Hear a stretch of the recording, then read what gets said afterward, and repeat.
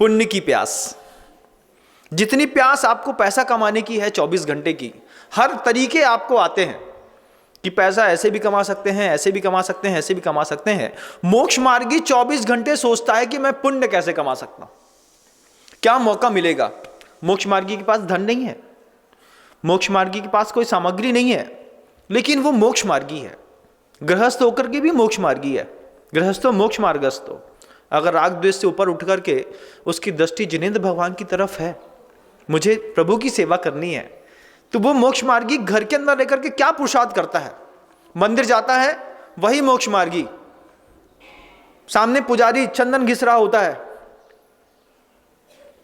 मोक्ष मार्गी सोचता है कि अब मैं अपनी पुण्य की प्यास को कैसे मिटाऊं। मेरे पास पैसा नहीं है मंदिर बनाने का, पैसा नहीं है प्रतिमा स्थापित करने की, पैसा नहीं है ऊंचे ऊंचे द्रव्य चढ़ाने के, मैं क्या करूं।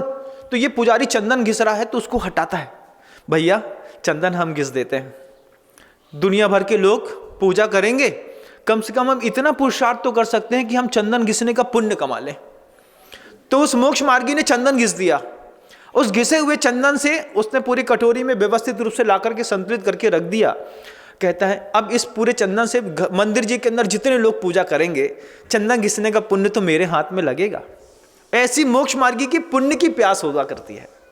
वो पुण्य की प्यास छोटी छोटी, पुजारी धो रहा है द्रव्य, हम पहुंच गए, अब हम चिल्ला रहे हैं, मुन्ना अबे तक द्रव्य नहीं धुली।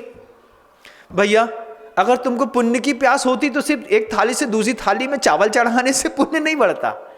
तुम पुण्य का प्यासा व्यक्ति थोड़ा सा मंदिर पहले पहुंच जाए, पूरे के पूरे लोगों के लिए जल गालन की विधि अच्छे से अपनाते हुए कुएं से पानी खींच ले, सावधानी पूर्वक पानी को छान दे, सावधानी पूर्वक अपनी गागर को गर्म कर दे, चावल निकाल के रख दे, उसका शोधन कर दे। क्या करें, हमारे पास पैसा नहीं है लेकिन हमारे पास पुण्य कमाने की प्यास तो है। अगर पुण्य कमाने की प्यास है तो आयतनों की सेवा करिए। देव शास्त्र और गुरु, इन तीनों से जुड़ा हुआ व्यक्ति जिसको पुण्य की प्यास है, वो देव शास्त्र गुरु के जीवन में होने वाली प्रत्येक घटनाओं का सूक्ष्म साक्षी रहता है।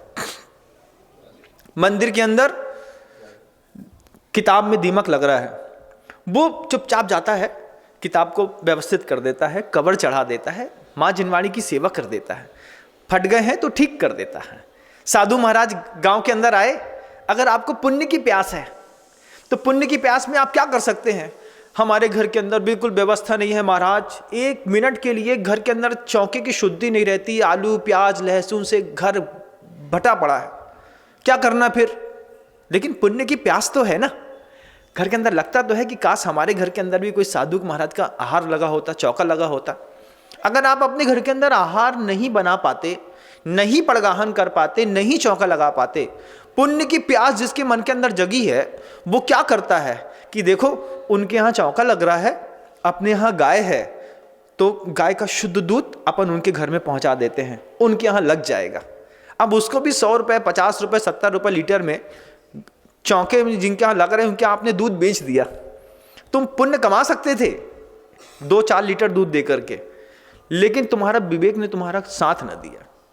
तुम पुण्य कमा सकते थे मंदिर जी के अंदर कि पुजारी द्रव्य धो रहा है, मैं धो देता हूं क्योंकि मेरे पास देने के लिए पैसा नहीं है, धन नहीं है, ये तो अलग बात थी, लेकिन तुम्हारा पुण्य कमाने का मन भी नहीं है। अगर तुम्हारा मन होता तो तुम्हारे पास 1000 ऑप्शन दिखते। मंदिर जी के अंदर चटाई टूटी है, आप रोज चिल्लाते हैं जय मालिन बाई यहाँ पे रोज यही टूटी चटाई रखती है। आपको कभी सूझा नहीं कि टूटी चटाई उठा करके चुपचाप घर ले जाएं और घर से 2 अच्छी चटाई ला करके मंदिर जी में चुपचाप धर दें। उसके लिए मंदिर के अध्यक्ष मंत्री कोषाध्यक्ष की हम चेहरा क्यों दिखते हैं। कोई चीज मंदिर जी के अंदर खराब मिली दिखी तो आपका पहला कर्तव्य बनता है कि इसको मैं पहले सुधारूंगा, द्रव्य बाद में चढ़ाऊंगा। रोज रोज आप उसी चीज को देख करके परेशान होते हैं, 2-5 रुपए लगा करके आप उसको ठीक क्यों नहीं कराते।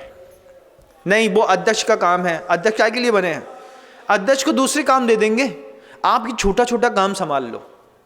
अध्यक्ष को बड़े बड़े काम दे देंगे, पूरा मंदिर बनाने का, शिखर बनाने का, सोना लगाने का, बजनी काम उनको दे देंगे। छोटे छोटे काम के लिए आप बार बार जब अध्यक्ष को, मंत्री को, कोषाध्यक्ष को चिल्लाते हैं, उस समय जो नीचे से आवाज लगाने वाले लोग होते हैं वे वास्तव में भिखारी हुआ करते हैं। पुण्य का प्यासा व्यक्ति मंदिर के अंदर थोड़ी भी अव्यवस्था को देखता ही नहीं। अव्यवस्था दिखती है वो खुद ही ठीक कर देता है। बारिश के दिनों में बहुत सारे ज़्यादा चावल पैर में चिपक रहे हैं, बार बार चावल के ऊपर पैर पड़ रहा है, बहुत ज़्यादा लग गई है। अब हम मालिन की तरफ देखें कि मालिन कहाँ गई, कब झाड़ू लगाएगी।